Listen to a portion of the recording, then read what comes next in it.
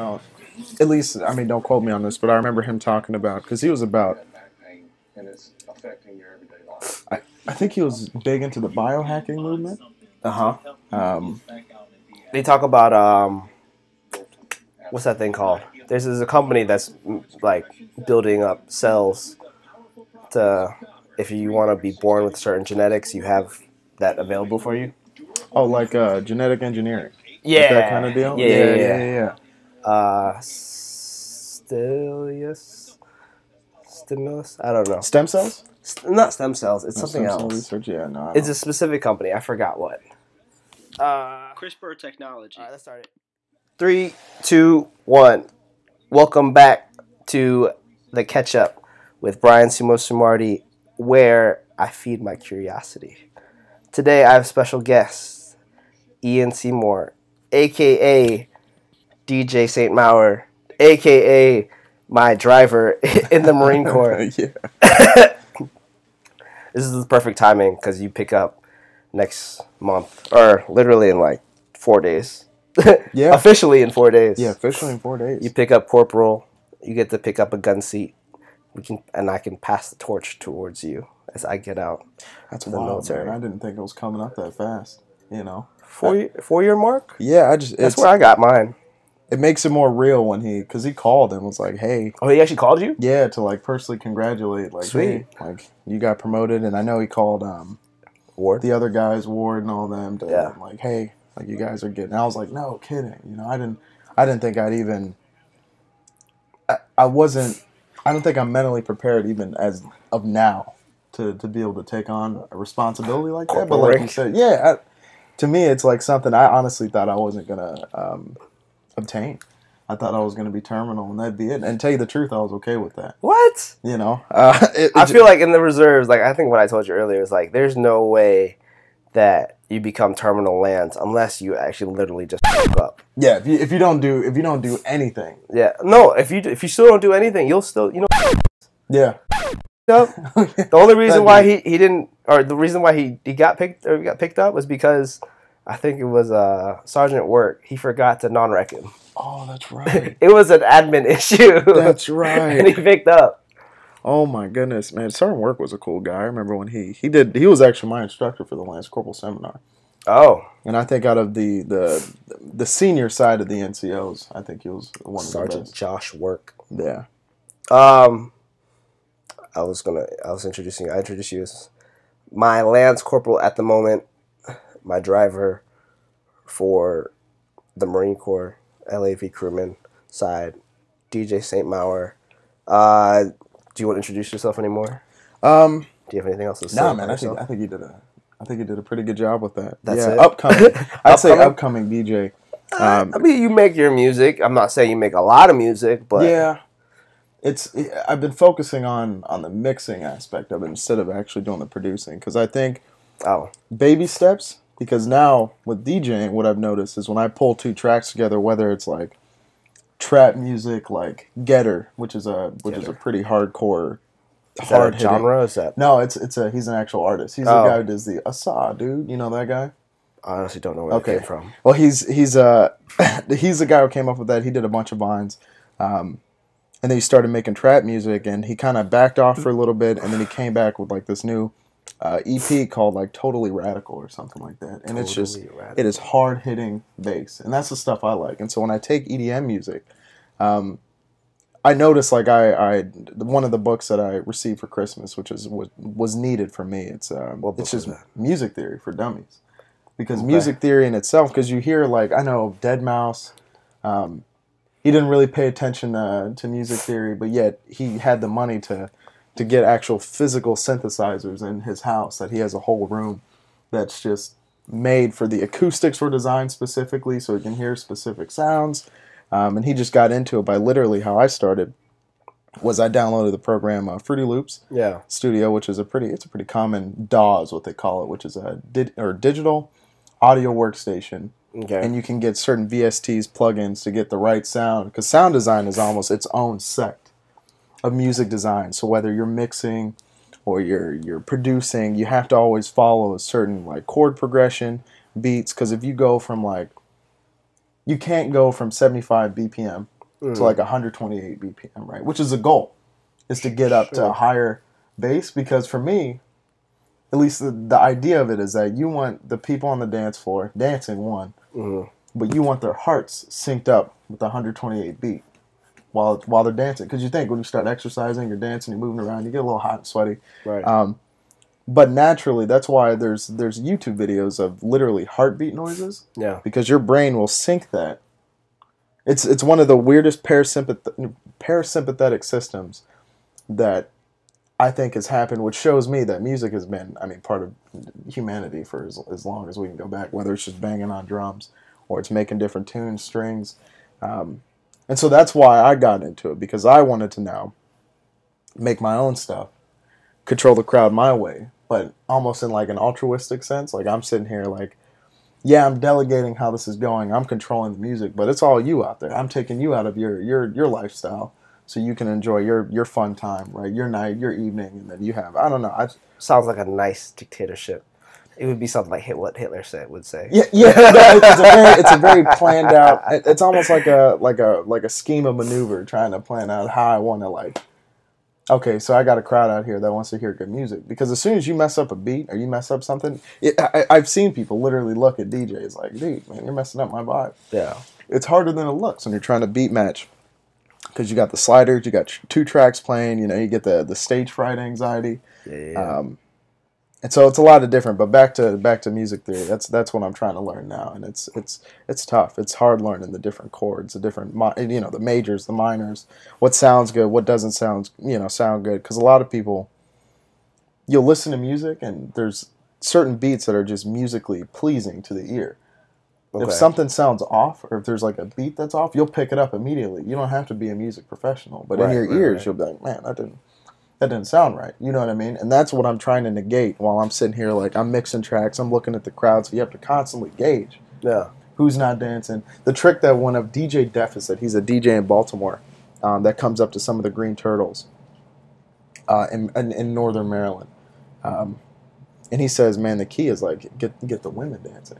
You get the women dancing, and then you get the guys that are at the bar, the wallflowers, right, that are sitting there taking a peek. And I think that's like every club. That's the goal. Get the girls in. Right. That's why it's like ladies' night. Ladies come in free till like midnight. Then the guys, oh look, it's popping in there. I'm going there. Yeah. So for me, it's getting over that initial fear of, what if this sucks? What if this set's bad? What if I get booed out of there even? You know what I mean? That's something I'm trying to avoid. So, I guess I can break it down 2 things. Okay. One, as a guy who went to raves, I don't notice the 120 to 180 BPM. Yeah. Because I was most likely drunk and like shuffling my heart away. Right. And I guess 2, Cardi B all the way right now. Like every time I hear Cardi B's song, Bodak Yellow. Yeah, you're breaking it down. I'm not breaking it down. Yeah. The girls are just running to the floor. Yeah. I get irritated, to be honest. Dude, I'm like, why that one song? Like, I'm not hating on Cardi B, but she's a stripper who got famous, making a song. Yeah. So I know not all girls want to be strippers, and I don't know, is that kind of rags to riches? Is that why all girls respond and like run to the dance floor? I don't know if you have that same experience or you see that. Well, maybe in DC this is what I find. Yeah, and it's funny because I think even location wise, music will be different wherever you're. Like Baltimore, I notice people like listen to Baltimore Jersey, Club. Baltimore Club, Jersey Club music. Yeah, it's the same type of Turnpike. Right, it's that same type of beats. They sit there and people, and it's cool because people like dancing. They get down to that. Yeah. But you start going towards like Harrisburg, Pennsylvania, right, where it's just a hardcore EDM scene. Fun fact, it's the same crime per capita in Harrisburg, the capital of PA, that it is in New York.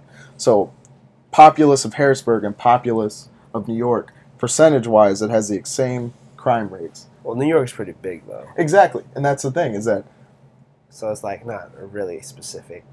number. Right. To be honest. So for all the crime that's actually happening in New York, if you matched up the Detroit, then I'd be yeah. Okay, that's rough. It's rough out there. Well, Detroit isn't going to exist for too much longer if no one does anything. I don't know. Which I don't want to travel there, to be honest. No, and I will tell you, I would want to travel there if it wasn't what it was. You know what I mean? I'm not trying to. I mean, their whole water thing that's going on there with their. Well, I don't know. I have no clue. It's like you turn on the faucet, it's like shit brown. It is. Oh, bad. then why would I want to go People there? have been complaining about it for like years now. Like it's been a while, and no, everybody looks at them like, man, that is a terrible thing that's happening in Detroit. Click, and they're on the next channel like that. You know what I mean? I feel like people walk around with blinders and they ignore issues that are actually going on because it's not directly affecting them, which is obvious because we do that on a daily basis. If it's not directly affecting me, why should I do something about it? And I think well, for me at least, that's how I've gone about things, and I'm trying to change that. Okay. You know what I mean? I'm trying to, because I used to be insensitive to like, if my friends were having issues or if they're going down a bad path, I'd interject a little bit like, hey, maybe you should do this, but ultimately, does it affect me? Nah, then it's not my problem. And I don't like that. You know what I mean? Because I used to be really involved emotionally with relationships, whether it's friendships, girlfriends, but now I've kind of stepped away from that. Right. And what does that make me look like? What the asshole. Makes you look like the asshole. If I don't care about, say if you tell me something right now, that's like. Oh, and then you just weren't like, if I felt you like not listening to me. Yeah. Or like or I did the whole like, oh man, that does suck. Hey, let's go, go do this or something like that. You know what I mean? Kind of like, what's the word? So, not distant? Distant or like non-responsive. Yeah, uncaring. Something like that. Yeah, I think lacks empathy is a pretty good way to put it. I don't know. I mean, it could be like something we just have to do. Yeah, that's a good point. Yeah. I don't know. So it's at least from when I was in high school. I mean, I got one of my exes from being just super nice, and she used to date like she was a thought, dude, the jock over there. Yeah, dude, she was, but she was gorgeous. I hope she sees this one day. She was half Korean, half white. Half Korean, half white. I know a girl like that. Gorgeous, absolutely gorgeous. And I was real nice, got her, and then it just didn't work out in the end. She didn't like the fact I was going military. Thought I was too dumb to go to college. Thought like this is all I had going for me. Did you go to military right after high school? No, man. I did one semester, got a 0.6 GPA, and then I enlisted. So you kind of proved her right. Damn. Essentially, yeah. Damn. Okay. Yeah, but now my GPA is a lot different. I'm doing really well. I'm almost at a 3, and that's just because I'm on the come up. You know what I mean? Gotcha. I'm bringing it back. Okay. I mean, that's similar to my story. I went a year and a half. I was only a semester away from graduating Montgomery College before I went in, and then I went through basic SOI, LAV school, came home, and I finished it right after. Oh, okay. I was gonna say what was the reason why you initially left? I was a manager at Noodles Company. I don't know. If I felt like I was going to continue this route, I was going to become a shift manager, and then I would almost get like tunnel vision to that fact, because like I know the path that I'm walking, and it's like nothing wrong with being a general manager. It's just that I was 20. I was 19 years old at the time. I wanted to do something else. Yeah.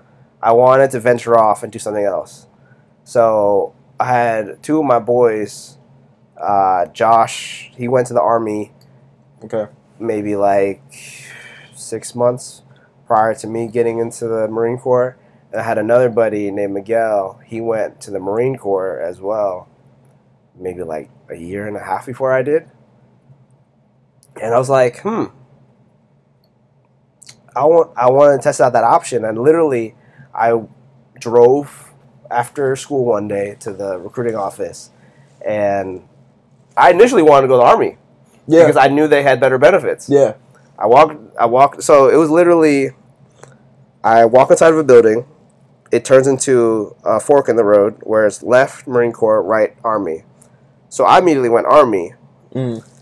I see their door closed. On the door, it was like one of those little paper signs with a little clock. It's like, hey, be back out at lunch. Be back in like 10 minutes. Yeah. And I was like, oh, okay. Yeah.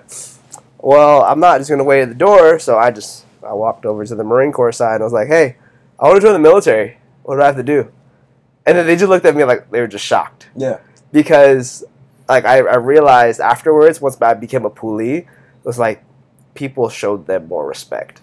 Because my recruiter was like a staff sergeant that I didn't know at the time. Yeah. And then there was like a gunny in the back, and I just like, hey, I want to do this. What do I have to do? So then I took that practice ASVAB. They gave me some job listings. They gave me like the whole spiel. And what really got me was my job options. My job options was like supply, motor T, and then LAV crewman. Yeah. And my biggest thing was like, hey, where's the schools for each place?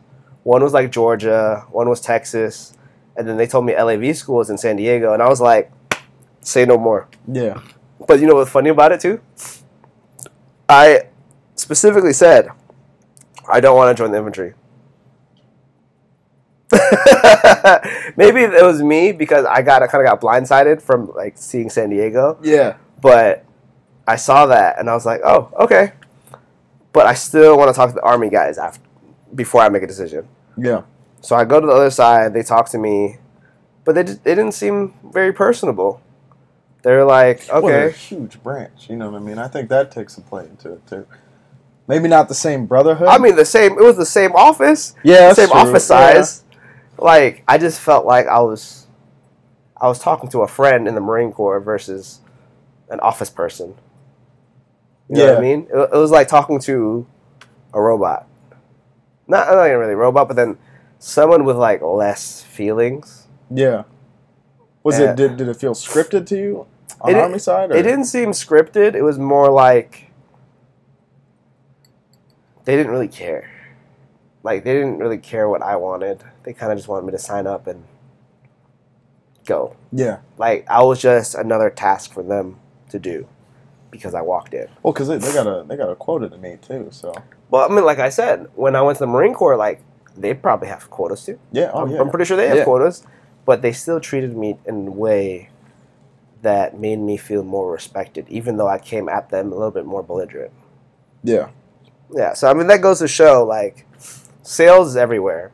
Authenticity counts. And being a personable person can take you a long way. That's one thing I learned about sales. And I feel like everything comes into sales. Yeah. Whether it comes to women, way to sell yourself, to be their mate, to be their one-night stand, to be your future partner or whatever. Yeah. To selling something at a job, retail store. Or you used to work as a door-to-door person, right? Yeah, man. And you know how it is, right? Yeah, it was that's what we really, at least I focused on the aspect of it. I didn't like lying to people and I didn't like tricking them. So already I'm on a losing formula for being a salesman. I think because the way that they went about it. Now, granted, the company that I work for is a great company. Yeah. Or now previously worked for. But yeah, I would always tell people during the events when we'd have, they were called home shows. And so you'd actually bring out like the doors, the windows, and you have people open them, close them. You'd sit there and talk to them, chat like, hey, what are you looking to upgrade? What's going on? But I noticed my coworkers, it was a facade that they put on. What were you guys selling? Windows, showers and baths, doors. It was a home improvement company that did a lot with that area. They're looking to progress. Did you guys just sell the products, or did you do the contracting as well? Oh, no, we were almost, at least my job, I was field sales. Okay. So I was the guy who was basically a physical advertisement for the company. I would set the appointments, and the salesman would go in. Like, hey, I saw you talk to Ian, and you're having issues with your doors, you're having issues with your windows. How can we come out and help you out? Where they do the measurements. They use technology. They're going paperless, so they'd sit there and, they design whatever window you wanted. Yeah, one of those iPads. Exactly. And so they'd build it for you, show you, and the Super price would be technical. generated, and boom, you'd sit there, and whether the company paid for that door, maybe production building was 1,000, people were paying like 20,000 for entry doors, or Okay. 20,000 for like 20 windows. So just depending on how or what they wanted to do, they could flip it, and like, oh, they made huge profits on Okay. people. So that it's very successful, in the way they do it. But when I'd go about it, I'd say, look, like I'd tell them right off the bat, like, you're going to pay a pretty penny. Make sure this is a big investment you're ready to actually put forth. I'll tell you that there's been incidents. Some of the handles, if it's angled in a weird way, water's hitting it. If you're elderly, you might slip and fall. Be careful of that. And they don't tell you that when they're trying to sell you the product. It's almost like you feel like a wolf, right? You feel hungry, you drool, and you're waiting for like, I want to get this person. As a salesperson? Yeah. And so it's almost that mentality of, and I didn't like that because I was really cordial. I was really friendly. I made sure I gave them all the product description, like, hey, this is what you get. This is the whole process. You have a year. The company gives you a whole year to decide after giving you that initial price being locked in. Did you get like a warranty or anything? Oh yeah, it's a lifetime warranty. So, and if you sell that house, that lifetime warranty will transfer to that next homeowner of the product. So like I said, it was good. It's great products. It's a great company. I just wanted to make sure that everybody that I talked to knew what it was, and that's why I think my appointments were so. Every appointment that I set, or at least most, turned into a sale, because from the get, they talked to my face. I was the first face they saw of the company. You were just real authentic. Right, and so they trusted right there, and then they trusted even more the in-home sales, and they trusted the guy that come to your house do the measurements, and I think that's why it worked out. Some of the guys, they'd sit here and would literally lie to their face and tell them, oh yeah, you can do that, you can do this, and then sometimes it turned into a sale. Yeah, give me an example of a lie they would say. Like pricing, promotions, like they'd sit here and say, like, hey, this promotion is good for this, or we'd tell them like, hey, we only got a week. Design consultants are only going to be in that area for about a week anyway. If you do this now in the next 7 days, you're going to get blah, blah, blah, yada, yada, like that. And I wasn't about that because we're a company. We're sales. I tell you, like, hey, you can make this decision anytime that you want. Right. My recommendation is, or to help you, is if you really want to do a change and it's really on your mind and it's bugging you, you're having issues, real problems, make the commitment. But I'm the first face you're going to see. I can get you started, and if anything else, after you get the price, kick them out of your home, and you never have to talk to us again. And that was it. And people were like, I like that. Let's set an appointment. Boom. And I'd get an appointment. My job was based on getting appointments. Okay. That's all I had to do. I didn't get any commission on the sales just because they averaged the salary that you'd make. So say they used to do like $10 an hour, and you'd get like $50 per demo. And a demo is when a guy would come out and actually demo and show you what the design consultant would come out and show you what's going on. Right. But then they upped that to like 16 to 17 an hour, to average out. So I wouldn't get any commission, but it was a good salary. Okay. Cool.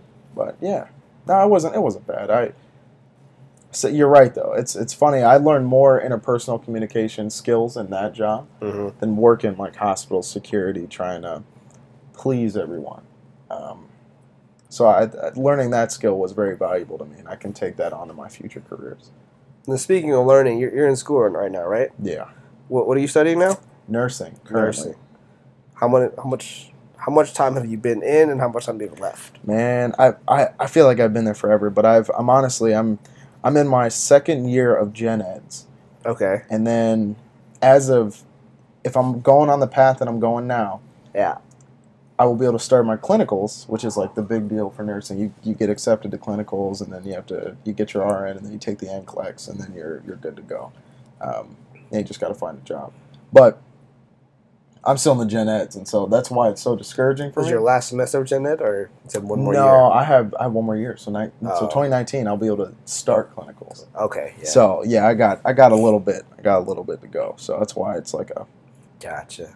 It's a tough time. So by the time your first contract ends in the Marine Corps, that's time you can. I like how you put first, like there's going to be a second one. You know what I'm saying? What'd I say? You said first contract. Oh, I don't know. Contract, man. Hey, I don't know. I can't. Like, one thing I always try to say, like, you can't really predict your future until it happens. That's true. You never know. Because you might have a change of heart. Something might change. Even though I'm getting out, I don't know. Yeah. I guess going to the Marine Corps, I really wanted to talk about the transition. Like,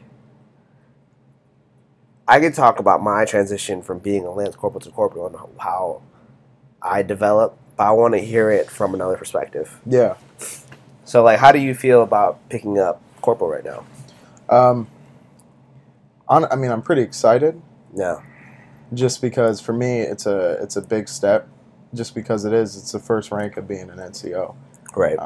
And I think this is where, you know, the skills you've learned from being a Lance and below, and then seeing the different leadership styles, you know, throughout whatever unit you're in, you know, throughout your unit, trying to base how you're going to do it. And my biggest thing is I'm a perfectionist, and so I don't like. That's why I get so anxious. Is if something doesn't go the way that I intended it to, right? Like plan A doesn't work, Right. then I got to go to plan B. But if plan B doesn't work, so I'm one of those guys. You know what I mean? Okay. And that sucks because that's what's held me back, I think, during my DJing as well, is that it has to be perfect the first time. Mm-hmm. If it's not, then I just wash it away. Almost like quitting, but not, because I keep going back to DJing. Wow. To Okay. fight that urge. Damn. All right. You really have to see what I'm going to post up tomorrow. Okay. Tomorrow I'm going to post up my podcast with a guy named Jimmy Nolte, who's a Guanjido instructor. Okay. And we basically kind of went over the same situation, how I naturally have those same progressions. I have a plan A, B, and C. Mm-hmm. So whenever I get into an altercation, I have 3 moves that I go to. Mm-hmm. I initially, either if it's within striking range, I strike. If that doesn't work, I take him to the ground. So with a wrestling background, I take things to the ground. And then once I take him to the ground, I have to initially get into the mount. Once I break into the mount, I have 2 moves from there. So you can already see my progressions. Yeah. It's a lot of progressions. Yeah. So plan A is strike. If they're blocking their face, I go into an arm triangle, because if your hands are up here, I'm going to wrap you up, your arm through, hit an arm triangle. And if you try to scramble, your arms are out, I'm going to try to lock you in with the Kimura. Okay. So I have a A, B, C, D, E, F plan already in my head. You know what that is? Going back to the Marine Corps, that's your OODA loop. OODA loop. Observe, Please. orient, decide, act. I like to call it ORM. Operational Risk Management. Okay, yeah. That's my plan, but I can see where you're going. I mean that's I want to say that's at the utmost, like, surface level. Yeah. The OODA loop, like said observe. I don't even know that one. Observe, acronym. Orient, decide, and act. Right. That's I mean, my baseline. That's the first thing that goes through my head. I do that unintentionally or subconsciously, to be honest. Yeah. I've been with 2nd Platoon with you guys for about 1.5 years now, I would say. Has it really been that long? I got there November of last year. Oh, man. Yeah, I was there November of last year. No kidding. Because I remember I got to you guys for, I think, the ball. When I went to the ball last year. And I was with you guys. Then... Which was that? Was that the DC one? That was in DC, yeah. Yeah, that was the DC one. That was in DC because I was like, my neck was like, yes. Yeah. It's finally close to me. I know where to go after this. Yeah, that's right. I do remember that. There's a bunch of guys there that we had. I mean, you remember, like, Rhonda and all them. They were all there, too. And yeah. Yeah, I remember that. Because everybody wanted DC, but then no one wanted to fundraise for it. It's like everybody wanted to do gangster shit, but when it comes time to do it, you don't want to pay for it. See, that's what I hope that you don't ever do, or like you don't ever become that way. Yeah. I don't want to get like narcissistic, but I want to feel like, hey, what did I teach you in the time frame since I got the second platoon because I was in weapons prior for like my first 4 years to like today. Like what are Like what some have I taken staples? from you? Yeah. Okay. What I've definitely learned is, I think from you is to pay attention more. Okay. In what sense? As of what's going on specifically in like our platoon, specifically like my rank group. Like here, so As a lance corporal? yeah, Or so yeah, as a lance corporal one, what I've learned is that you pay attention, but also you figure out, or I've learned to figure out different ways to handle situations. Because normally, like I was telling you earlier, is I used to operate in fear of like, oh man, I have to do this. I have to do this right now. If I don't, then I'm gonna something bad or. I remember that when you were in weapons for a little bit, you were just really anxious. Yeah. And you were just really I used to have flustered that a lot. anxious shit, Steve. I used to, like, no joke, like feel Anxious sick Yeah. before drill. I really cannot relate to that because Yeah. I can't. I think I told you before. Like I came in there, like I respect you as a superior in terms of rank if you're talking to me directly. But if I don't know you, I'm gonna treat you like I don't know you. Yeah. Like I'm sorry. If I don't know you, I'm not even gonna pay. Like it's hard for me to pay attention to rank because like I don't even know your name. Like I need glasses, Right, yeah. So it's hard for me. Like especially when we're in Woodlands. I'm like, Oh my goodness! I can't. Like it's super black on your rank, and I'm like, sir, I know you're not a sir, but that's what I was taught in boot camp. If I don't know your rank, I'm gonna call you that's sir. That's the default. Go back. If only I had that. If we still had that. Yeah. Okay, so you learn more. Would you say like awareness, self-awareness? Yeah, self-awareness and I like to call it mindfulness now. Mindfulness. That's a good word for it. I like the good verbiage. Yeah, good verbiage for it. I want to put my own twists. I don't want to sound like Gary V all the time. All the yeah. No, but I mean, it's funny. When you look at these different speakers, they do all find their own way. Yeah. To say certain things because you can get the basic concept of what they're trying to say, but some guys you might like more than other guys. Right. And I've noticed that, like, I've taken appreciation of Gary Vee a lot because of just how, like, I like directness. I like straight to the point, like almost hitting you in the face with the information that he's passing on to you. So I think right. I think he's a very beneficial speaker for anybody who's at any age group, honestly, can watch him and learn something. I want to flash back real quick. Yeah. So in terms of your DJing, who do you look up to in that field? Oh, that's a good question. Honestly, who do you either aspire to be or who do you just like, that guy is fucking awesome? Can it be more than one? Yeah, more than one. Say like top 5. I'd definitely put them in order. Top 5, I'd say like number 1, DJ Craze. Okay. Is that local? I feel like that's a local, like Philly. No, I don't think he's he's nationwide. Now I don't know if he was local in the area, but he's a very like renowned DJ all the way back from the 90s. Like I'm talking old school vinyls. Flip them on his finger, put them on turntable, scratching, taking that one off, putting a new vinyl on. Yeah. Like old school. And then as he gets into the new age, he's got his own DVS system, which is digital vinyl system. Okay.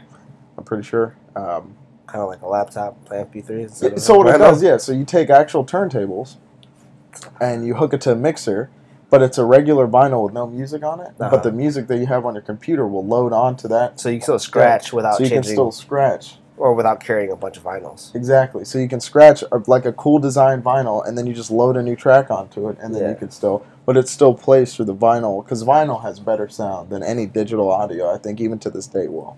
If you take an old vinyl, I think it has some of the best sound. Coming out of any turntable, any speakers that you got set up, like if you have an old school system, vinyl is just clean, it's crisp, it's authentic.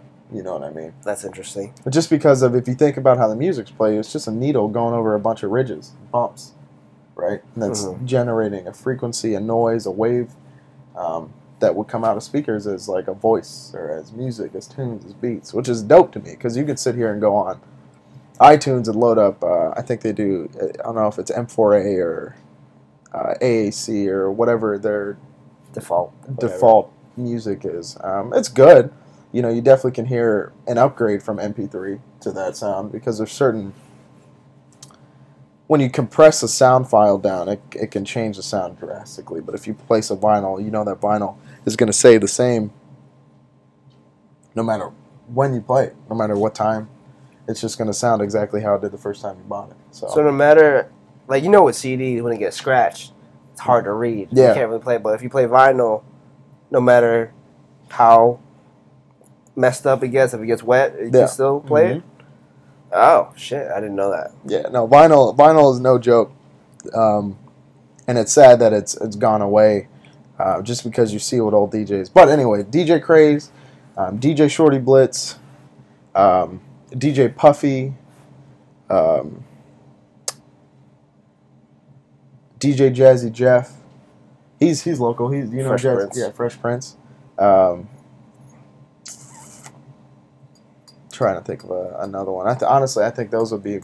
So you have 4. Yeah. Ones you really look up to. Yeah, I really like their style. So you like old school flair, kind of. I do. I like the if I could scratch. I mean, I'm learning how to doing different chirp noises, using the crossfader properly, but it's all coordination and how you actually mix the track. So watching them do it is almost like watching masters at work. This is like art to you. It really is. It isn't. I mean, I could sit there all day, just like dancing. I watch dancing on YouTube, and I wish I can do it. Yeah, but I can't. So, what kind of dancing do you look up to? Well, the guys that I watch all the time are Le Twins. I don't know if you know who they are. Le Twins. They're hip hop dancers, right? They do pop lock. Yeah. Yeah. Okay. I've seen them. And just the synchronize or the synchronization they have between them. It's just did you ever watch America's Best Dance Crew? No, on MTV. Was that? That was like nah. 08, 09. No.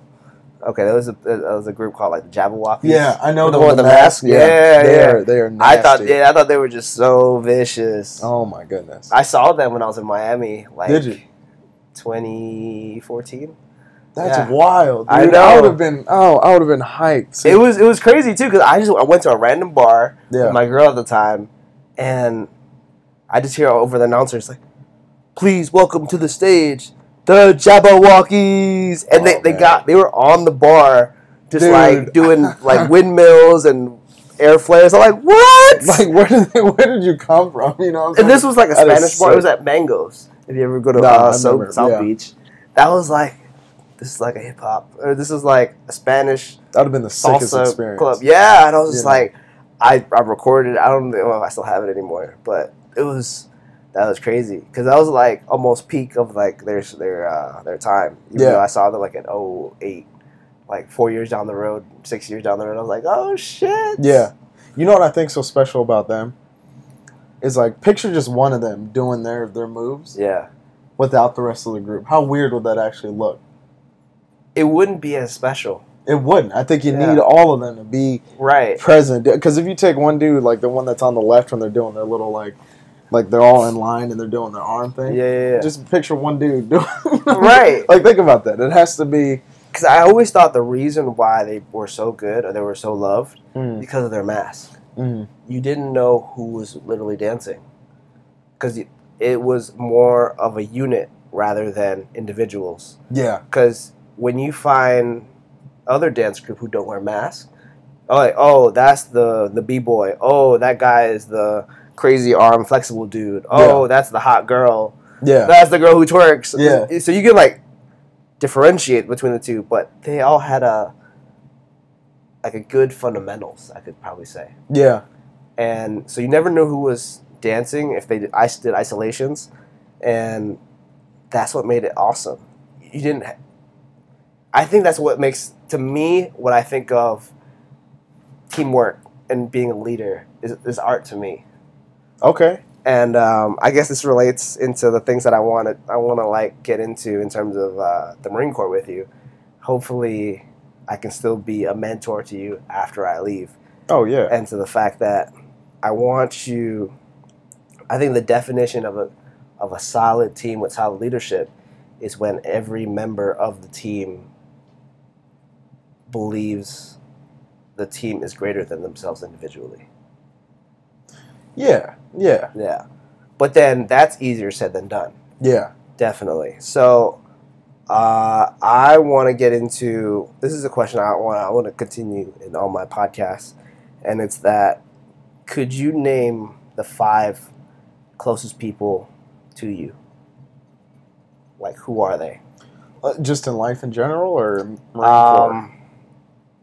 In general, on your day-to-day basis, I want to say per week, who is in your ear? Who are you listening to? Who do you find yourself talking to the most?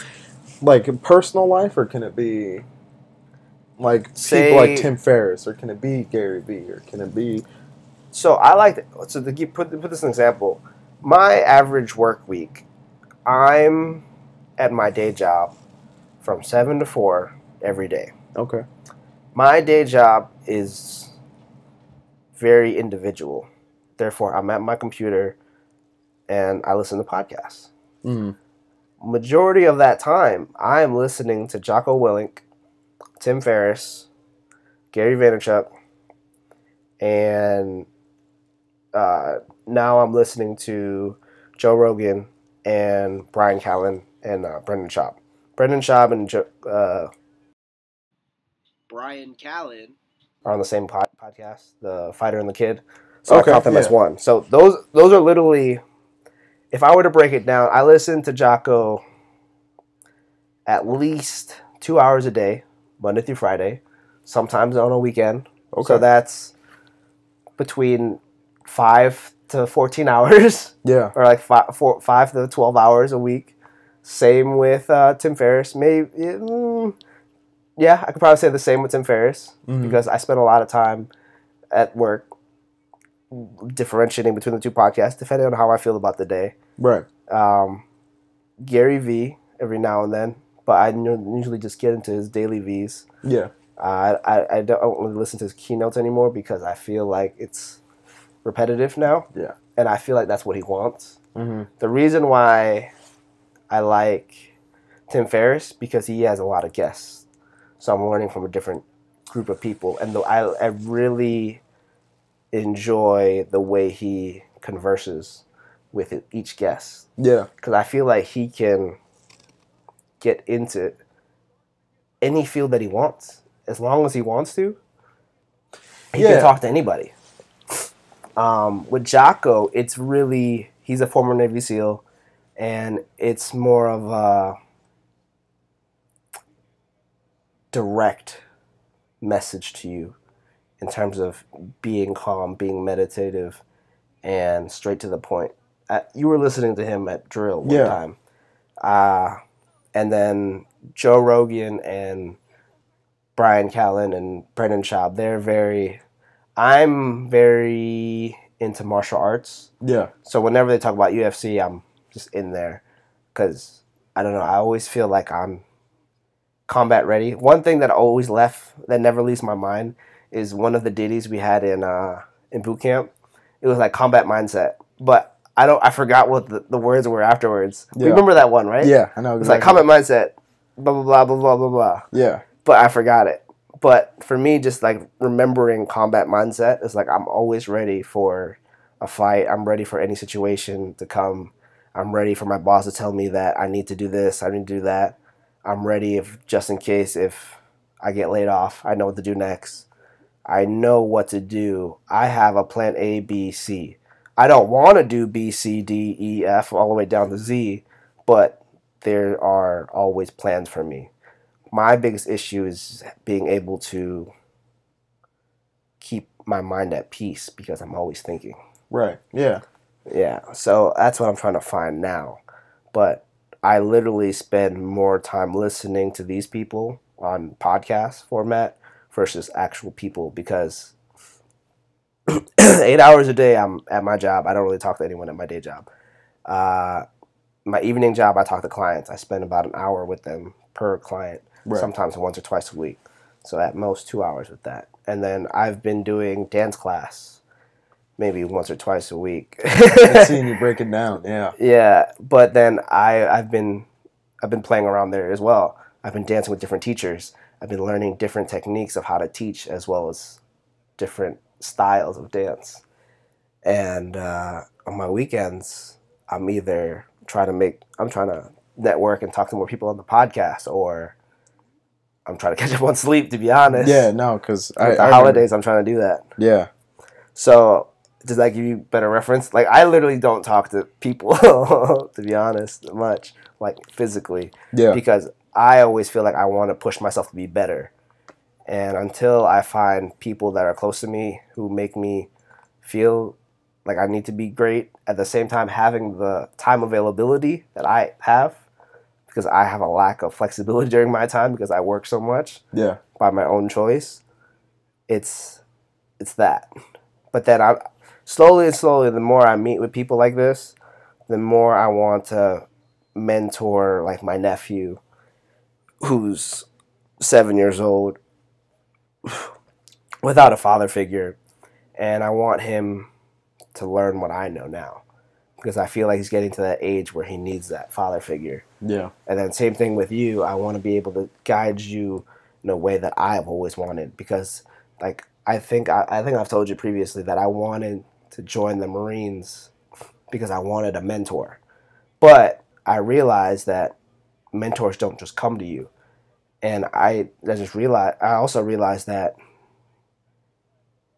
I want that to happen. And because I want that to happen, you were kind of given to me as my subordinate in the Marines, and I was like, okay, I'm going to take advantage of this. Because one thing in the Marine Corps that I remembered in basic was that mentorship is a big thing in the Marine Corps. Yeah.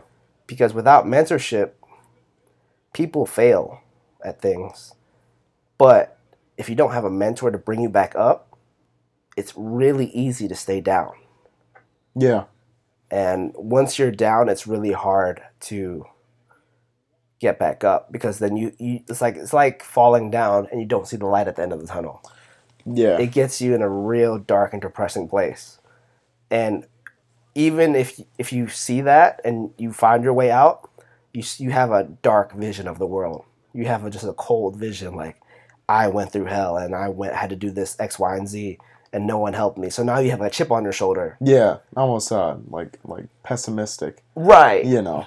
Right. So then you kind of pass that along, because that's the energy you give. Yeah. And I felt like I went through that, but I'm choosing a different route. I want to unleash that. I want to show the light, even though I didn't see the light. And I want to guide you in a way that I never was guided.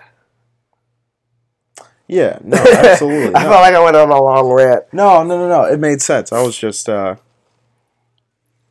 thinking about how, I've experienced that as well. As there's a lot of complaining that's done. Yeah. And I think that's really easy to get everybody caught in that whole web of like, man, this sucks. This is, and that doesn't really do anything for the morale of the unit. Or in general, wherever you work. Right. The workplace. Yeah. And it's sad to see that, because it's like, we're all there for a reason. Whatever reason you picked, it is what it is. But it can be easier if you're all on the same page, you all have the same outlook. There is a general understanding that, yeah, maybe what we're about to do is not going to be the greatest thing. It's right. But for us, it's a different story, because now we're not active duty. We leave at the end of the day. Right. And then we continue our civilian life and maintain that balance between... Until we come back. And so it should, to me, the repetition of it has made it easier to get over stuff like that, because, if it's going to suck, it's going to suck. But there's no reason for...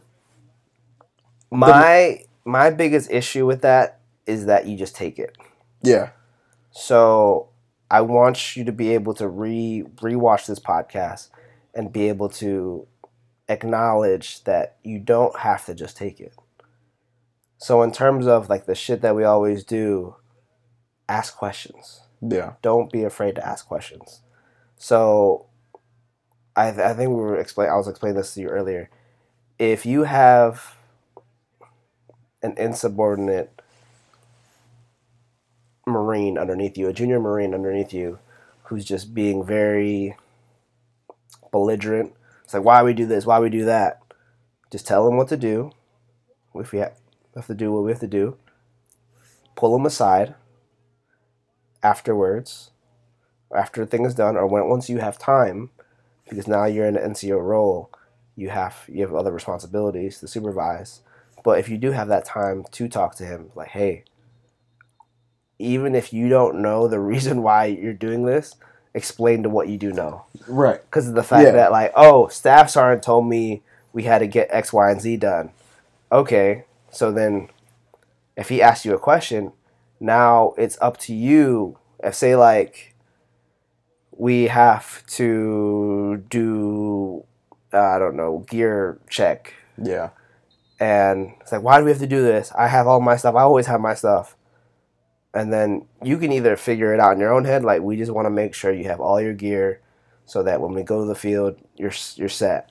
Or like, hey, we have to get monthly duns on the vehicle verbatim by the book. Why do we have to do it by the book? I can kind of shortcut it. But either it's up to you. If you didn't know, go back to Staff Sergeant and be like, hey, why do we have to go by the book? Because no one really checks us. Like, why can't we just half-ass it? Then he'll respond to you in a way to be like, we want you to be proficient in order so in a combat situation, you know what to do. You know your ABCD plans through Z. You know what I mean? Yeah. So you, as a leader, you already have your progressions. But as a Lance Corporal below, you don't think about that. You just think about the task at hand because that's your job. Yeah, no, that's absolutely right. You know, it's funny how much, because that's actually a really valid question to ask. It's like, well, right. If we're not, because at least that would give me the confirmation of, okay, so that's why we're doing it. I'd have an absolute answer that I can now pass on and say, this is why. Yeah. Because it might seem dumb now. Right. But as soon as you get to a point to where that skill was needed for something, or just like putting the gun together. Right. Yeah, exactly. So if you don't know how to put your rifle together in time of need, or you don't know how to clean your weapon, when it does get jammed, when you do have a misfire, you know what to do. You know how to break it down and see what was jammed, what was double fed, and whatnot. Yeah. And, like, I know this because I asked these questions. Yeah. And then now, instead of you being the asshole for making your Lance Corporal to be doing X, Y, and Z, pulling all the hole plugs and bullshit, he's like, oh, the Marine just wants me.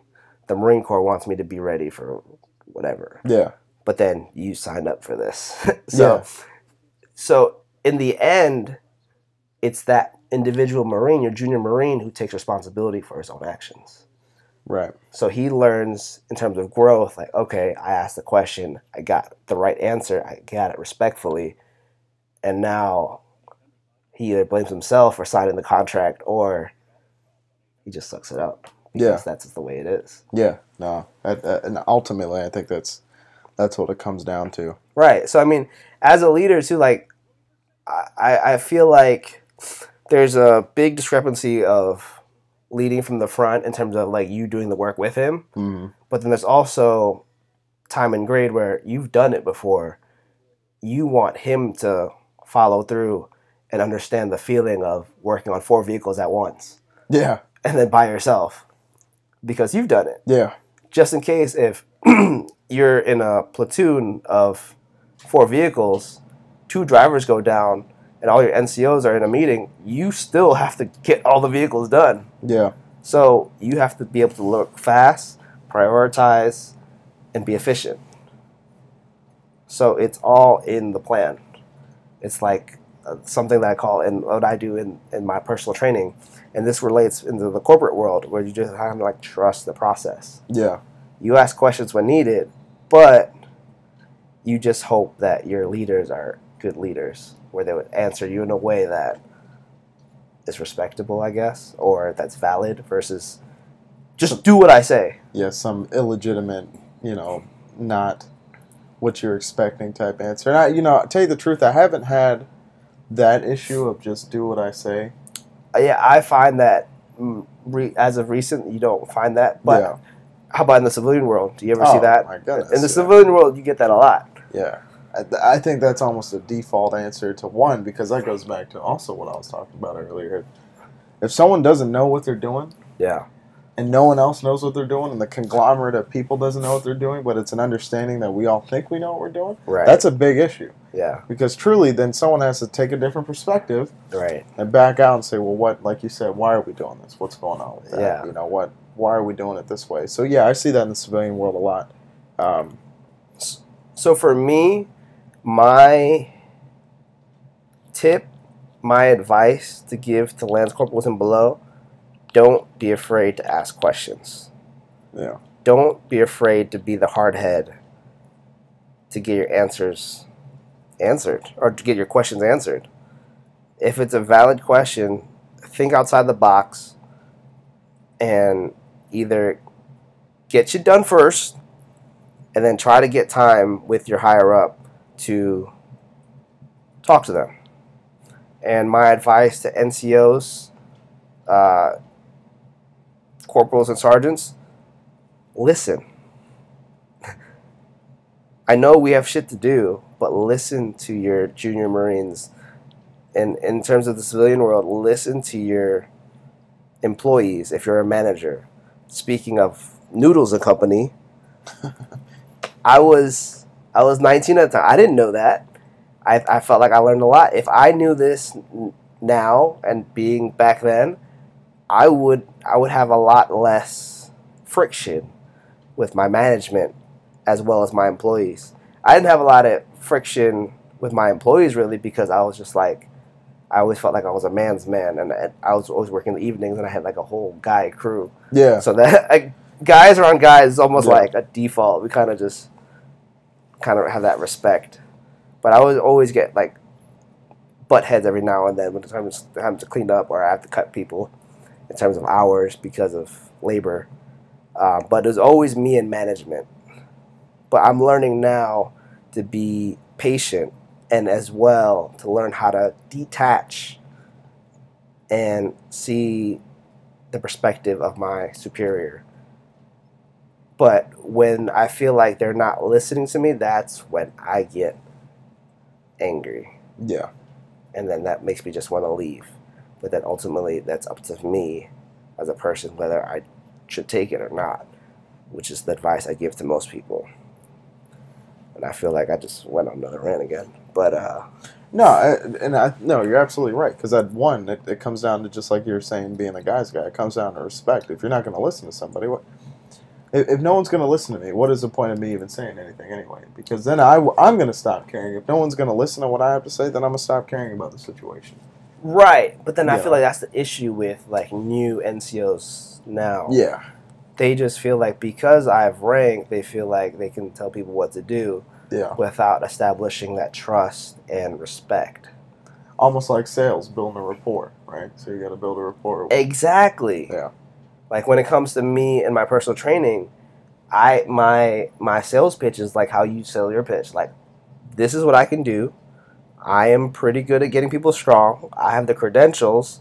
I am a state powerlifting record holder, and I give you a taste of I can give you a quick seminar of how I want you to squat, bench, and deadlift. It's not going to come in within a week. It's not going to come in within a month. But this is why you pay me for the knowledge and for the individualized critique rather than, hey, do 3 sets of 10, squat. All right, now let's go to leg press. All right, now let's bench.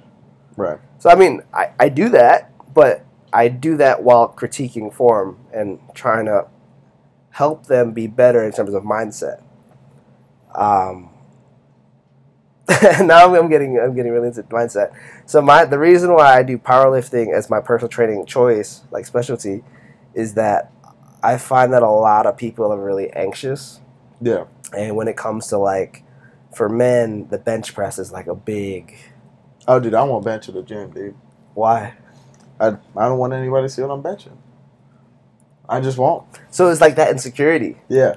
So it's either that insecurity, and then I have the clients that I have, they don't care if they see people, if the people bench or see what they bench, but they either want to progress too quickly or they, when it comes to big weight, Yeah. or once they get to a certain weight, they freak out. Like, oh shit, this is more than my body weight. And then they either like forget the basics and the foundations, and it's like boom, and they kind of like freak out. Yeah. So either they bring it down, like and I have to spot them. Yeah. With women, I think it's with the squat. I want them to hit at least parallel. Mm. And then, so I don't want you just to quarter squat. And normally what happens is either a tightness in the calf or really it's a tightening in the calf and ankle mobility. That's the major cause of it, just because we are seated most of our days as office workers. But some people are just don't have the self-confidence. Because I get this a lot where people are saying that they go down into like the squat, Yeah. and they're afraid they won't get back up. No, yeah, dude. I have that fear all the time. I think I'm just gonna just pop down and that's And it. I'm never stuck. come back up. Yeah, so I was like, I mean, to me, that is like so absurd because I just never had that fear. Mm. But then working with various clients, it made me realize that, wow, that's a big mental barrier. Therefore, I'm really big into mental health and just like being mindful. Yeah. If you can break your fears of your just knowing your body, you can do so many other things, like just being mindful of yourself. Right. You can establish a lot of things. You can create a lot of things. I think that, and bringing that back to DJing, I think it's honestly it's fear that I think is holding me back from doing what I want and how I want. I mean I literally dream about being in front of a big crowd. Yeah. Right? And my bass is getting that crowd rocking. You know what I mean? That I dream about it, dude. Right. Man, it was such a. I mean, the initial push. I'm more of a sprinter. I'm not a marathon runner in the sense of aspirations and goals. Man, I start out real hard. You know what I mean? I start out pushing, and I'm starting out. And I'm aggressive. I'm hungry. Right. But throughout I probably blew out the mic on that one. Good. But on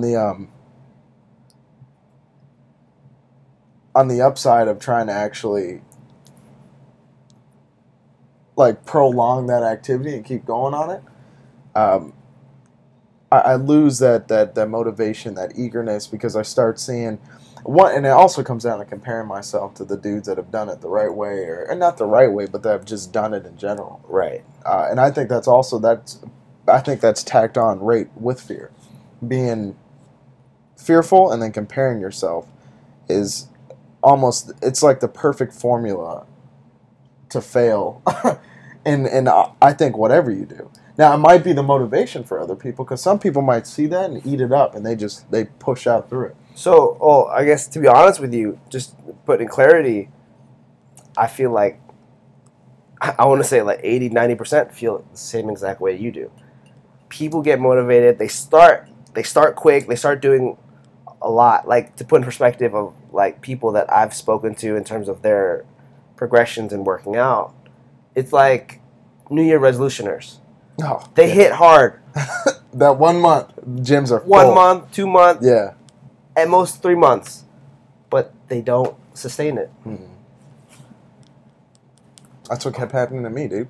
Yeah, so my advice to you is, I understand you want to definitely learn the foundations. Yeah. Music theory, scratching, beat matching, yeah. Whatnot. Learn your foundations, but do you. Yeah. So, I'm to give you a comparison, I'm on the same page as you. When it comes to dancing, I am super hard-headed. Mm. I'm super hard-headed. I like to learn quickly. I literally told my teachers that I'm a serial learner. I like to learn things quickly, efficiently, and I will train as long as I'm awake. I will have that in my mind constantly. So now that I've gotten my foundations, which took about 3 months because of just consistency of my salsa and bachata, I finally got the thumbs up from my teacher telling me, okay, now that you have rhythm, the footwork, and I don't know, there's this motion. Yeah. Now I want you to fail, to play with it. Okay. Yeah. So I can't tell you, like, 'cause I don't know DJing, but I feel like it's your time to explore how you want to do it. Like, I definitely look up to a lot of like social dancers. Yeah. There's like a couple on YouTube. Daniel and Desiree, they have like, he is super smooth with it. There's another guy named Ataka and Alimana, and like they're sweet with it. Yeah. Like I got excited just like saying their names. Yeah. But then I realized, like, I can copy their moves and stuff, but that's not me. That's not my style. Yeah. Because I grew up getting into hip hop. I knew hip hop dance.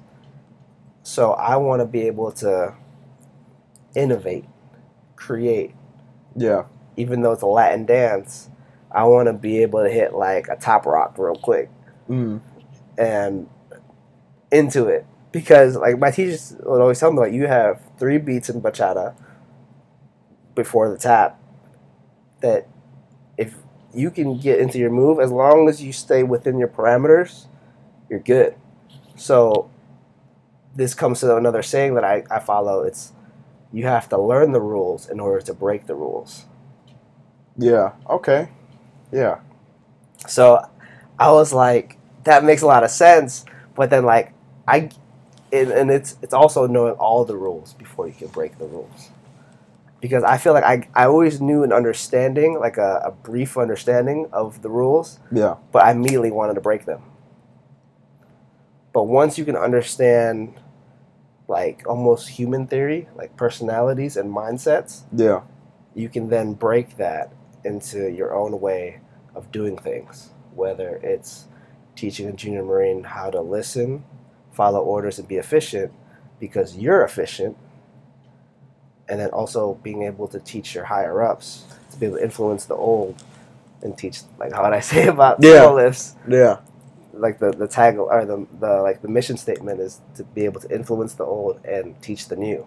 Yeah. So it's always passing it down the line of knowledge rather than,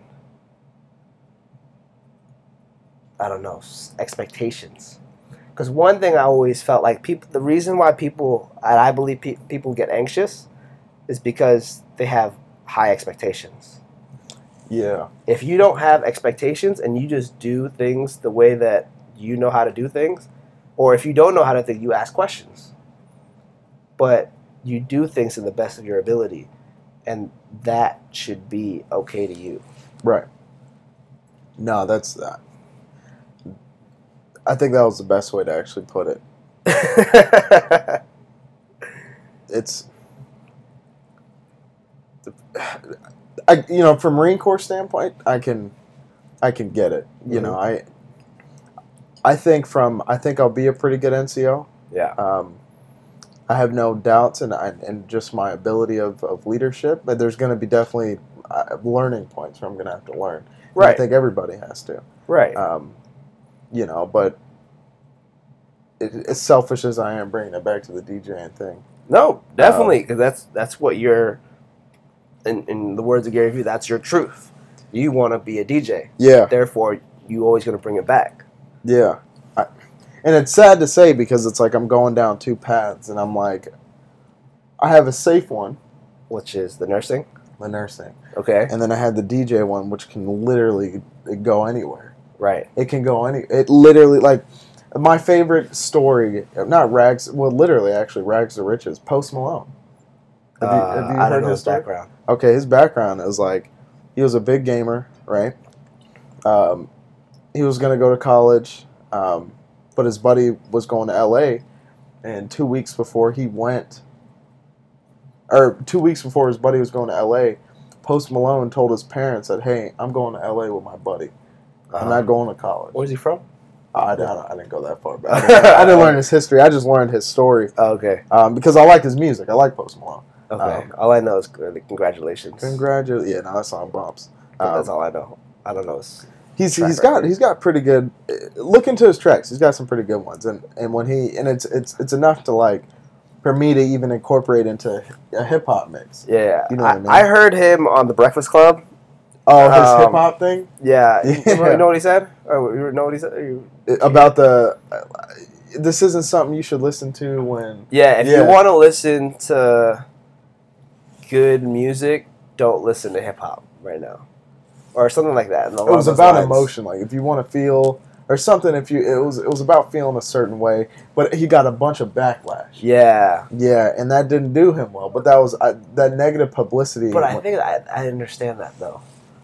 For being a hip hop lover from the '90s, yeah, I've said it, like the Ice Cube, the Ice-T, Wu-Tang, like Old 50, Fabulous, Ludacris, older Eminem too. Yeah, there were some dropping fire. I can't even like leave out Wayne and Jay-Z. Like those are some fire bars. Yeah, and I feel like music nowadays is Cardi B, for example, entertaining. But I mean that's their style. That's them. Yeah, and people like that. Yeah, they bump to it. I mean that's big like examples. They call there's a video about Snoop Dogg and 50 Cent all sitting there. They're doing some sort of podcast type deal, web show thing, and they're talking about like, man, everybody sounded like Migos. He's like, yeah, and he's like, man, like why Lil Yachty coming out with all these, but that's their style, and they don't care. What do they call it, man? They call it trap, mumble rap. That's what they call it, mumble rap. And they like they can accept it as derogatory, and some accept it as like, yeah, I'm a mumble rapper, because like who's that? Not Lil Yachty. He was on a Tyga song. There's so many. The only thing that makes me kind of angry now that everyone puts Lil in front of their name. Like Lil Pump, yeah, Lil Uzi Vert, yeah, Lil Yachty. It's like what? Can you just be like Yachty? Yeah. Now that's why even Uzi Vert for my DJ name, I kind of wanted to leave like DJ out of it, but then people will look at St. Maur and maybe just see like an artist, which I guess you could take, but I would think of a location, to be honest. What do you mean? Isn't St. Maur actual location, Bahamas or something like that? Or no? It might be. I don't know. But I got St. Maur because Seymour, my last name, is a derivative of two names. There's Seymour, and then there's St. Maur. So Seymour is literally the lazy version of saying St. Maur down the chains of our family, the Seymour family crest, going all the way down the line. St. Maur goes down to that. And so St. Maur became Seymour, which is now Seymour. Like, not to be like offensive in any way, but I never understood that. Like, to me, there's no correlation. It's like your name is Richard, but then your nickname is Dick.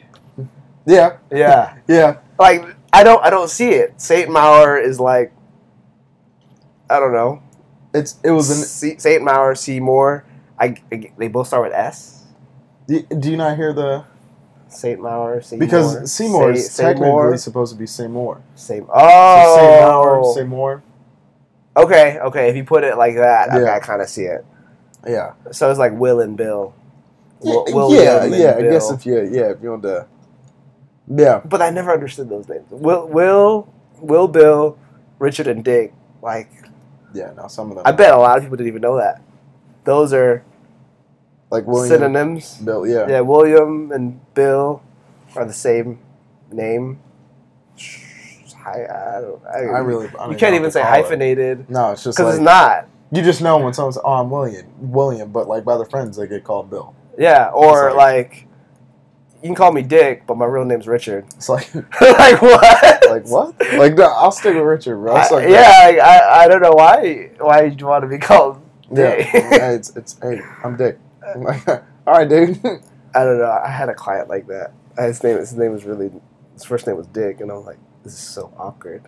Hey, like I was, pushing, right? Yeah, literally. That's awesome. And he was like, I want to say he's at least in his 50s, 60s. And he's one of your clients? Yeah. Nice.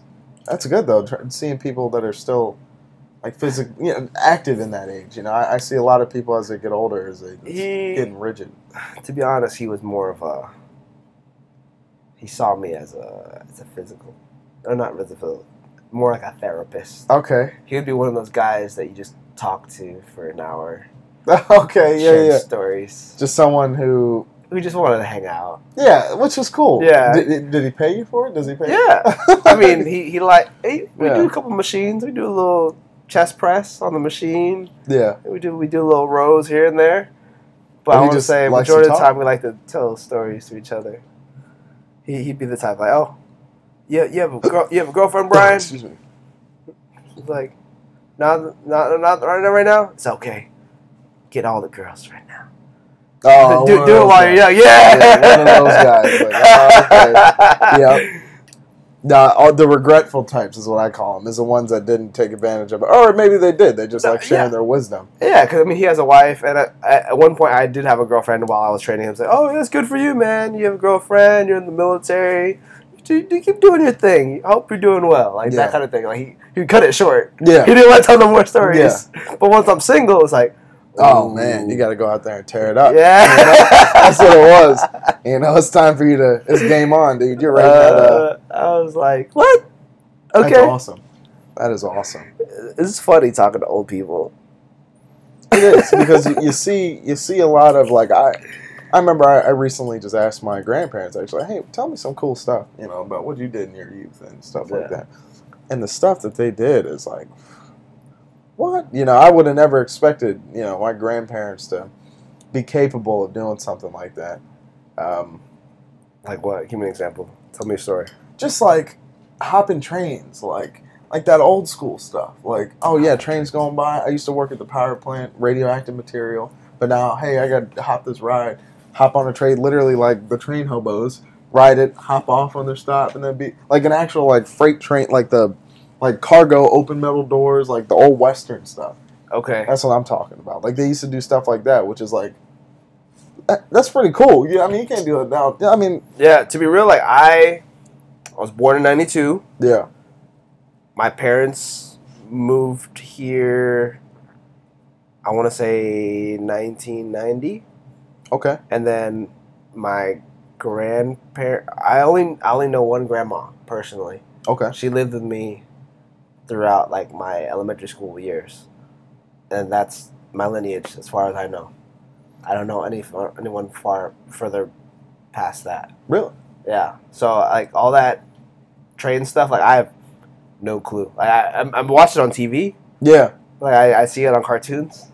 Yeah. But I was like, oh, Bugs Bunny does that. Yeah. I mean, it's like some old school, like, hey, let's go to the arcade and let's all skateboard. And they just did crazy things. Let's make, well, at least my parents would make like, or specifically my father. He used to make like explosives for fun.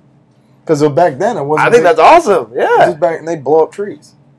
Which is like big trees? Like big like he lived in Seattle and was blowing big trees up. What year was this?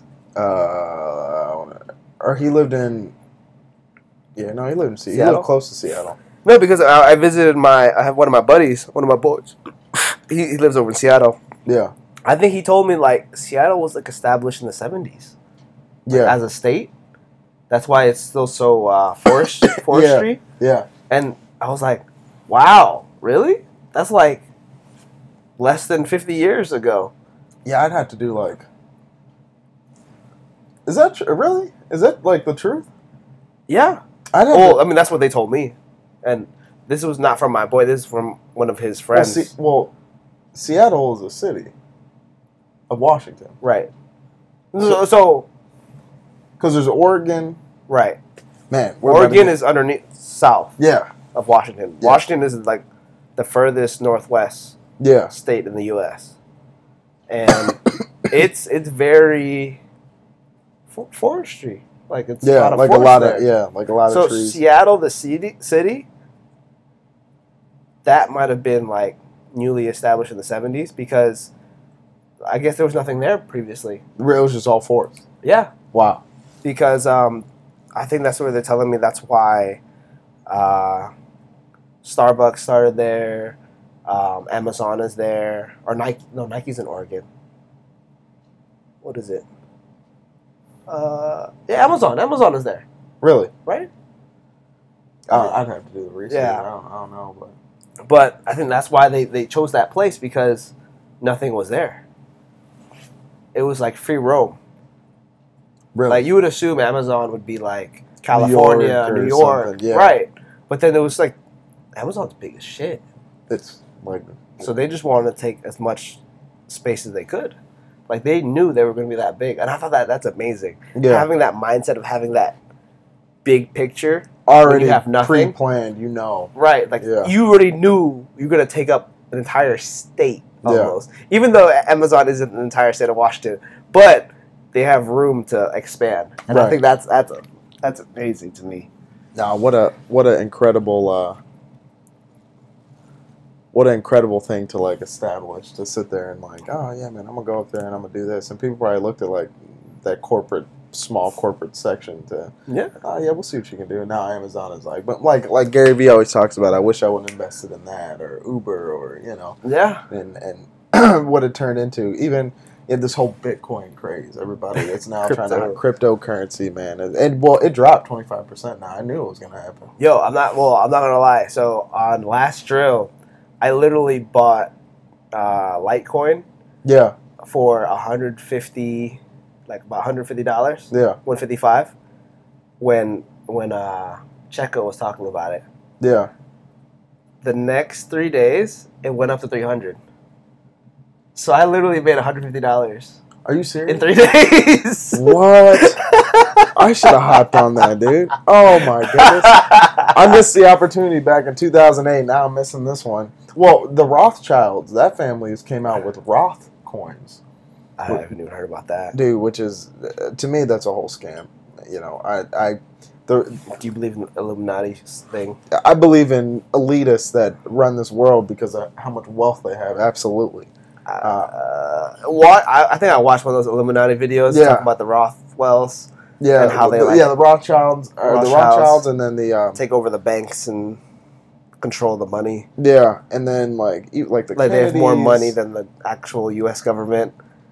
Dude, And then I was like, if you have more money than the government, then you could almost like buy the government if you like think about it. dude, There's a part of me that always loves like conspiracy stories. Yeah, oh, because you start It's like, sitting there and you're that like, makes sense, wait bro. a minute, like, oh man, and that's the thing is when people hear something so often, that's how people start believing their own lies. Because if you hear it so often, Yeah. eventually your brain just says like, yeah, man, that's it, that's the truth, Right. and you believe it. That's why the flat earthers. Yes, I was going to bring that up. I was going to bring that up. What do you think about that? Oh my goodness! I literally watched a story of a dude that raised in the same education system that we were in. Okay, literally solar system, planets. You can sit there and look into the sky Right. and see this. Literally watch YouTube videos. Here's how I explain it. Yeah, man, I watched a bunch of YouTube videos. Actually, no, 6 hours went by, and it's always the people who had like a theory, like maybe a question. Hey, maybe. That's the Right. truth. As soon as you say maybe, dude, you're in, because they just kept going and going and going, and actually, no, they're No, like but at these I flat Earth literally conventions. thought this theory was debunked when like Columbus sailed the Earth. It's like, what? I was like, wait, you were supposed to fall off the Earth, but he made it, right? Yeah, So I'm like, okay, it's over. I literally thought this was a joke when I started hearing about this Dude. flat Earth thing. dude. When people then I'm say, like, "Oh, I'm a people- flat Earther," like, Like, What? What? what'd you say? Yeah, there's a wall of ice surrounding us. Oh, word, is there? Okay, yeah. Like, I mean, if you go like, Fly straight up into the sky. Why is there a curvature? You know what I mean? Just send your phone up with a helium balloon. Go retrieve it, and you'll see that there isn't any cutoff. But no, it's a real thing, and that is the funniest thing to me. Yeah, I really hope I want like Joe Rogan and all those podcast guys to talk about it, because he would just lay into it. do you listen to a podcast with Eddie Bravo? No, Eddie Bravo sounds familiar though. Eddie Bravo is he's like an elite Brazilian Jiu-Jitsu guy. Okay, never mind. He like coaches. I think we're talking about Johnny Bravo with the hair. No, okay. Cartoon. No, thank you very much. Yeah. No, but Eddie Bravo is like an elite Brazilian Jiu-Jitsu coach. He like coaches UFC fighters. Okay. But I think he's a flat earther. That comes on Joe Rogan's podcast. But he is very, very insightful. Yeah. Like, he's a smart guy. Well, and that's the worst thing. So my dad's a doc, right? He's a doctor. Uh-huh. Another guy that is his partner, one of his partners, not in his like. It's like another doctor. Another doctor. Right. He's a flat earther. No. Has a medical doctorate. Has an MD behind his name. Okay. Professional degree. Right. Literally thinks the Earth is 6,000 years old. 4,000 before Jesus and 2,000 after Jesus. Wait. So he doesn't believe in dinosaurs? I think either he thinks that they happened during the time before Jesus, but he thinks that literally the Earth was 6,000 years old. Dude, do you know how old this planet actually is? I mean, we're talking millions and millions of years old. To be honest, I never thought about it. And he literally thinks that, oh, dude, my dad bought himself a telescope for Christmas. Like, I'm talking like a legit one. Like, dude, it is something almost out of this world of what you can see. Yeah, look at stars. It literally is like GPS, and he can watch it from his MacBook, and it just bzzz, it'll follow planets the whole time, and you can see. Tell me why I'm picturing like a bat signal, like Batman signal thing. It looks literally look like that. What it does, big as shit, dude. The telescope is like this wide, the circle, right? Because it's what it is. So it's like this long. Do you like put on your roof, or can you like look? No, it's on a stand. It's on like a little tripod, but it's on a mount, and it has a compass, and a leveler, and a GPS, and then it calibrates to where you are, and it has to get its position point on the planet so it can see where everything is. Yeah. But what it is how the mirrors are set up for reflection and get that distance to see. That tiny tube being as wide is actually equivalent to a 16-foot tube if you were to get one of those really long telescopes. Right. So that little tube is equivalent to having 16-foot magnification, which you can literally see, like, the pictures that you get with this, like, you can see the separation of the rings on Saturn. You can see Jupiter's rings and the big storm going on it. And now you got dudes that are sitting here thinking, yeah, man, the Earth's flat. I think as a human race... I think we're going in two different directions. You know, and I think that might be planned, honestly. I think they're trying to let all the dumb people die out. They'll let them die out, and they'll get the really smart guys that are running everything, which isn't a bad... I heard a theory about that. Like, put all the people that believe in traditionalists and people who want to keep it the same and people who don't want to innovate. Yeah. Put them on an island... on their own island or maybe their own continent. Yeah. And then let them do their thing and then let the people innovate. And there's a part of me that I can believe that. But then there's a part of me that I like drama.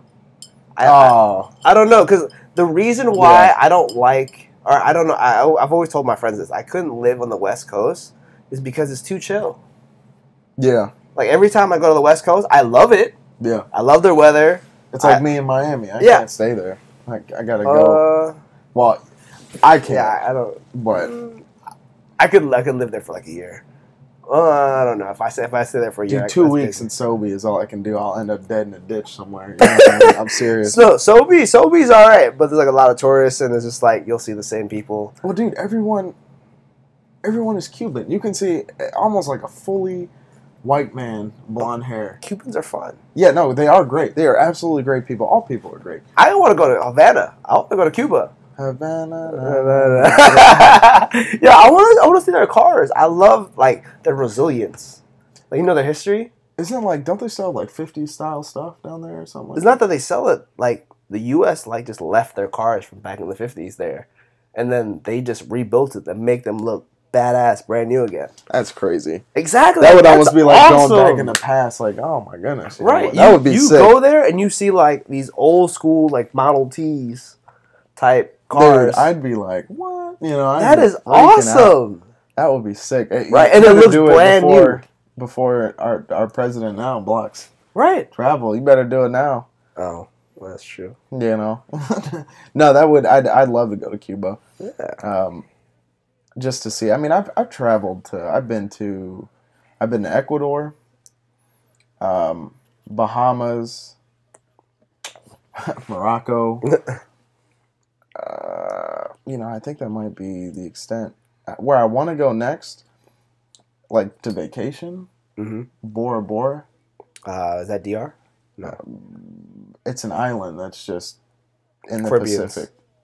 No? Maybe I'd have to look it up, but it's like literally like huts, like rows of huts in like. No. That's in Asia. That's Southeast Asia. Okay. That's around Indonesia, actually. Okay. Yeah. Mm-hmm. I saw that on Facebook. It's literally like an island. Yeah. And it's like the best, like the clearest blue water. Mm-hmm. That would be like a dream for me. If I could ever travel there, I probably wouldn't leave, dude. I'd be one of those guys like Tom Hanks in Castaway, dude. I'd sit there and just fish. And I never watched that movie. it's a great movie. You need to check it out. It's a great movie. Check it out. But it's one of those places that like People say the same thing about Bali. I've never. In the Bali, Indonesia. No. Mm-mm. I'm Indonesian, so therefore I know. Yeah, I don't. No, I've been there twice, but I was like 13. Wee little. Yeah, I was wee little, so I was little like sumo. yeah, I was just like, no, I'm a kid. I'm just gonna walk around. Yeah. And follow my parents. But yeah, everyone tells me like that's their like female wise. Women tell me like they want their honeymoon. That's where they want blah blah blah. I'm like, what? Oh, okay. Can we go to Indo? Bali? Huh? That's where they want to go. That's where they want to honeymoon. It's a big spot. That's pretty sweet. Yeah, no, I'm not saying anything about it. I'm saying like I've heard people. I want to go to Paris. I want to go to Hawaii. Hawaii's another spot. Oh, yeah. But I think Hawaii's more expensive, to be honest. Like really to Bali, the only thing expensive is going to be your flight. To No Hawaii, kidding. to do anything there, it's expensive. Yeah. Because everything's imported from here. Yeah, I got jealous of all the guys from SOY that got stationed in Hawaii, infantry guys. Oh, Like what a great duty station. Yeah. I mean that's what you train in the field a little bit. is there LAR over there? Mm. No, it's only only infantry guys. yeah. Oh, okay, but still, I heard they don't like us though. Military, meaning Hawaii? yeah. I don't Am I wrong? I don't know. I don't know. They might not like us there. Because I have a couple guys I know in Seattle. One of my boys' friends, they're from Guam. Okay. Maybe it's not Guam. Either the Guam or the Philippines. Well, the Guam. locals don't really like us. Well, yeah, Guam. Well, my brother was in the Navy. He'd always get Stationed up there. Yeah, he was a sub operator, maintainer type deal, Yeah, crewman, basically. And they'd go out there and do libo in Guam, and he says it was a fun time, but The locals didn't like us. a lot of places like Japan hates us just because. Oki? Really? Well, because we do stupid things. They're always locked down. They're always getting curfewed and. Yeah, I hear about that. No, but then I was talking to a Navy guy recently. He told me that he was stationed, or he had a friend stationed out in Oki, but then they have like no restrictions.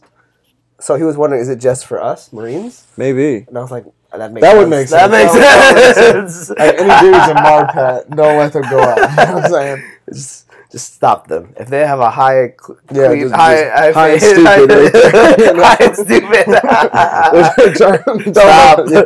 Nope. Gate guard better hold them back. Nope. All the army guys going out in their tactical. Sir, can I see your cat card? It's like, oh man, Marine. Get Yeah. back. Get back. Get back. Yeah, right, bro. 10 p.m. 10 p.m. Like, dude, like what? Man, you have two beers in your barracks. No one follows that, dude. They literally, what did they try and tell us in Morocco? They're like 2 beers max. I don't even remember. Dude, no one followed that. No one followed. I don't even remember drinking, to be honest. Did we drink when I Yeah, went we out? had a specials, dude. When we went out with Ward and Towards Snyder. the end, right? That was in the beginning of the day. We had. Did we? No, we went to that tea shop. That's right. Coffee Yeah, shop. we had like had smoothie coffee. stuff too. Yeah, That's right. and we had a drink before we had to go back. Yeah. That's right. Oh yeah, That's all I right. remember. Yeah, That's when we took the photo. that's right. I still have. Do I still have those on my Snap story? I'm pretty sure, or my memories. I think I have them on there. No, that was a great time. You were super dark, like way more dark. When we were Yeah, out I there. remember coming home. I posted up a Snapchat just saying like I was like, I don't know, I was revitalized. Yeah. I was like burnt. Yeah. I remember the video. I think I have it on my Instagram still. Like super burnt. Like my hair was all out. Yeah. It was like super up because I didn't get a haircut for what? We were there 3 weeks, 4 Yeah. weeks, and it was like wow. And now I'm keeping it up, or out. There you go. Yeah, keep the flow. Hey, man, at least you grow hair. You see that? See, my hair's coming in a little bit, but I can see just on that screen the balding pattern. That happened in 29. It started 29 pounds when we did ITX. It started balding. How old are you in 29? 4 years ago? No, it wasn't 4 years ago. It was like 2 years ago. 29 that was pounds? Last year. That was last year ITX. Oh, I'm thinking Irwin. You're thinking SOY. Irwin. No, I'm thinking SOY. Oh, really? Like 20. We did go to 29 pumps there. That was just Pendleton. Yeah. No, man, I had a good head of hair too, man. But I remember it was Tim who pointed it out. He looked at me, he's like, "Seymour, are you fucking balding?" And I was like, "What are you talking about?" I pulled up and I could see it was starting to lighten up, and I'm like, "Man, I literally to deal with that, I bought something called Go Fiber, which is little cotton fibers that you actually powder on your head like a female, and then you spray it on with gel, and it locks in and it covers up the balding." I know a girl who does like permanent tattoos, give you like a clean hairline. Yeah, but then I still grow hair here, so now I gotta constantly shave it. But then that's it. Yeah, you'd have like a clean. I would. You'd have like a what's that called? A shape up, like a clean shape up. Yeah, no, I used to always get my hair. Dude, I used to have the right, best but then fade. she would like make it permanent. Like I think she does like tattoos, like a tattoo cut. I've seen that. I have seen that. Yeah. I'm trying to go for the Vin Diesel look, body style too. Okay. You know, that's the body I want. Younger Vin Diesel, like I'm talking about. Vin Diesel's like 6 foot though. Yeah, so I look a little different. On me, you know what I'm saying? I might look real short and stocky, but you'd be like The Rock. You need some tattoos. Yeah, I'll get his tribal one that he's got. It's like bloop bloop all the way down. That's a sick tattoo though. Nah, he's an idol. I would never want to be as big as him though, muscular wise. I don't even think he's that big. I think he's huge. I think he's huge because he's tall. Well, you know, what was that movie he did with Mark Wahlberg? Which one? The weightlifting one. They were like weightlifters. I know that one. They both got big for the one in Miami? Yeah. They both got huge. It was based off a true story. I forgot what it was, but what is he was real big in that movie. Even Marky Mark was too. Yeah. He got huge for that. I don't know, but there's always one thing that I always saw that, like, because you know how celebrities like fluctuate real fast. Oh yeah, because like, their training has to be ridiculous. I don't want to say there's training, but then there's always, I think it was either on Facebook, like whenever I click on the little dumb quizzes, yeah, I would see it like in the bottom corner, it's like, oh, take the supplement. So I think they take steroids. Do you? Yeah, I wouldn't doubt it. Yeah, if their job is to get paid millions to act in a certain role, they have to look the part. Yeah. So why not just give them some test. Give them some test on. Yeah, why not? I mean, it's not going to do too much damage. I would take that offer too. Yeah, I'd do it. Yeah? Oh yeah, give me some. I would do it now, dude. But honestly, I mean, I wouldn't do injection, but I do oral. You know, but I wouldn't. Yeah. I wish that's what she said.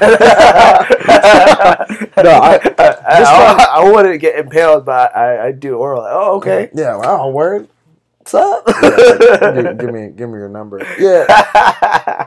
I don't know, man. It would. Let me see how I'm going to go on this regimen that I'm doing now. Because I bought a book about intermittent fasting, too, which is really something I want to get into. You don't need a book. You have me. Ask me questions. Yeah, I wanted the book because they also have programs to follow. Like, so I'm doing a 4-day program. I create programs. I know. But it's, so first day is upper body. I'm confused, though. You have resources, but people want like, no, I'll do it my way. No. Well, isn't that what you promote? Do it your way? Do you? Yeah. Yeah, but then you use the resources around you for ask questions. Yeah, network, yeah. No, that's true. And absolutely I'm going to use you. I needed, because like I said, I killed my gym membership to build, because I know I will do more, because I just don't like driving 30 minutes to a gym. I would hate driving 30 minutes to the gym too. Exactly. Shit. So I'm like, man, I'm not about that. And because there's a Y in Gettysburg. Nowhere, then I guess. Well, yeah, and it really is, because it's like you go at 15 Gettysburg, and then it's like Hanover, Chambersburg, Waynesboro, Harrisburg, and then like you have to go to Hanover to get to Gold's or Planet Fitness. And Gettysburg, all they have is a CrossFit, and they have a Y. And I'm like, that's it? That's it, dude. And the Y's packed with Gettysburg college students all the time who aren't moving any weight. Because every time I walk through Gettysburg College area, they're all small AF. And I'm looking around like, how are y'all going through college like that? I'm big. I'm not a big dude, and I'm bigger than most of the dudes that go there. Damn, bro. And I'm like, what? You gotta surround yourself with people like-minded, bro. I know. No, that's why I know. Well, I go to Hack Gettysburg, and those are community college students that hate Harrisburg area community college. Oh, okay. So they have different branches. So I go to the Gettysburg campus or campuses. They have different. As I'm giving all my info out, and everybody's gonna know where I'm at and live and everything like that. No, I'm just playing. That'd be alright. But yeah, no, it's a decent regimen. It's like one day's upper body rest, second day lower body rest, third day upper body rest, fourth day lower body rest, and then you rest. That was definitely more than 7 days. Yeah, hold on. Yeah, I was like, wait. As I'm counting fingers, I'm going like. You're like, we're at 7. Well, because I'm thinking, yeah, so it's going to be, because it continues that cycle. So you're going to go upper body, rest, lower body, rest, upper body, rest, lower body. So upper. So you have 4 training days. Yeah. And then the other days. Okay, that makes sense. Yeah. And so you do 2 upper. Now there's different. You can do 2 days, 1 day. What they did in the program book on the back, I want to find that book for you, but it's. I'll show you. I'll show you a drill at one point. You might look at it and be like, man, this ain't. This is some bullshit. So like, this is nothing. Just ruin my whole plan. I'd be like, yo, all right, you gonna train me, bro? But no, it's not. I like it because it uses like home equipment. Like you can literally get 2 chairs, do dips, do different push-ups, get resistance bands, put them under your feet, and then as you're holding the dumbbell, put the resistance bands on the dumbbells in your hands as well. Yeah. And then you're curling both the resistance as it increases as you're curling. That's cool stuff. I could do that too. I know, yeah. I had to read it though. You know what I mean? I could have asked you. I could have typed something like, oh, here, look, here's an article. Check it out. But I haven't to write it. But maybe this is me being narcissistic. No, maybe. Because this is your field. Yeah. You know what I mean? And I'm like delving into just the basics of like, because I got to find how my body grows. I got to find if I can even, genetics wise, how much can I even put on. I won't know until I start putting on muscle. And but it's designed to, like, if you plateau, it's designed to, like, they have over 200 exercises in there with weights that shows you, like, okay, you're plateauing now. You should by this point because you've been doing the same regimen. Change it up to this or do this exercise at a different time. And then it's a weird. I'll show you the book, bro. Okay. You might like it actually. It's because it's the Anatomy of Strength Training Volume 2.